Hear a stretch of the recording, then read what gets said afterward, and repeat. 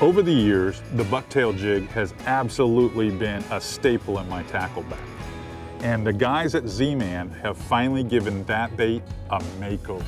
It's called the BTB flats jig or skimmer jig. BTB stands for better than bucktail. Now there are some subtle differences between this jig and the traditional bucktail jig.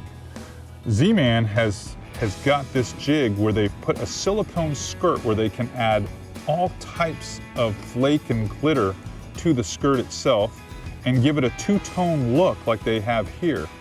The combinations are endless in color and variation. These skirts have a couple of features that are really important other than the fact that the color stays the same and never fades. They hold scent a little bit better if you're gonna add scent to it.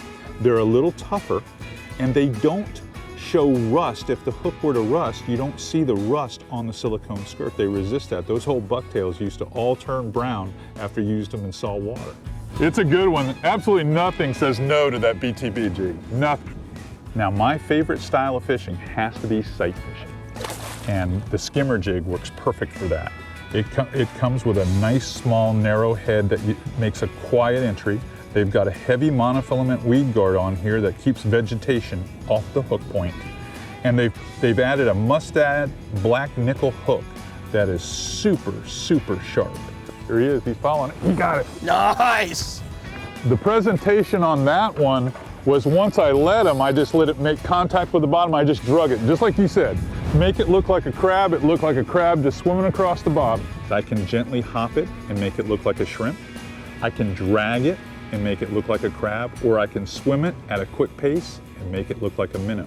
He saw it down there and he could smell it with the Procure and he was coming for it. Don't overthink it, don't overmove it. If you think about it, a lot of times shrimp and crabs, when they see a redfish, they freeze.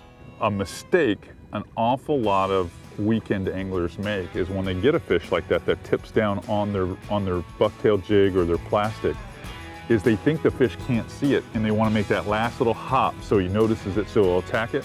And oftentimes that blows the fish out. I just left it there. I barely did anything. I just sort of trembled the rod tip just a little bit, just so the if you will, the skirt would breathe a little bit, and bam, he hit it. If I would have moved that out of the zone, he would have raced off and we would have never got that one. There he is. Man, when you have to depend on a bite, there's nothing more reliable than the BTB flats jig from Z-Man. It catches them when nothing else will.